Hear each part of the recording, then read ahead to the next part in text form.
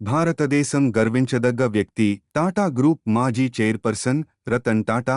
రతన్ టాటా గురించి ప్రత్యేకంగా పరిచయం అవసరం లేదు. సుమారు 12.7 millions X Twitter followers, 9 millions Instagram followers కలిగిన ఈయన నేటితో 85 సంవత్సరాలు పూర్తి చేసుకున్నారు. రతన్ టాటా జన్మదినం సందర్భంగా ఈ కథనంలో ఆయన గురించి కొన్ని ఆసక్తికరమైన విషయాలు తెలుసుకుందాం.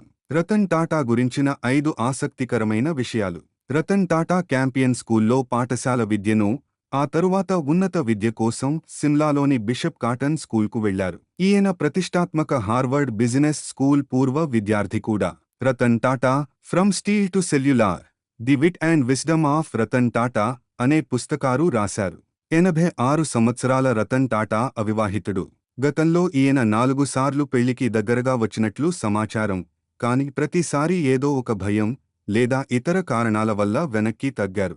పేద ప్రజల కోసం ఒక కారుని రూపొందించాలనే ఉద్దేశ్యంతో తక్కువ ధరకే లభించే టాటా నానో కారుని లాంచ్ చేశారు. ఇది ప్రపంచంలోనే అత్యంత సరసమైన ధర వద్ద లభించే కారు కావడంనా గమనార్హం. చిన్న కుటుంబాలను దృష్టిలో ఉంచుకుని ఈ కారుని లాంచ్ చేసినట్లు తన ఇన్స్టాగ్రామ్ అకౌంట్ ద్వారా వెల్లడించారు. తాను చదివిన హార్వర్డ్ బిజినెస్ స్కూల్లో ఎగ్జిక్యూటివ్ సెంటర్ను నిర్మించడానికి టాటా గ్రూప్ 2010లో $50 మిలియన్ విరాళంగా అందించారు. దానికి టాటా హాల్ అని పేరు పెట్టారు.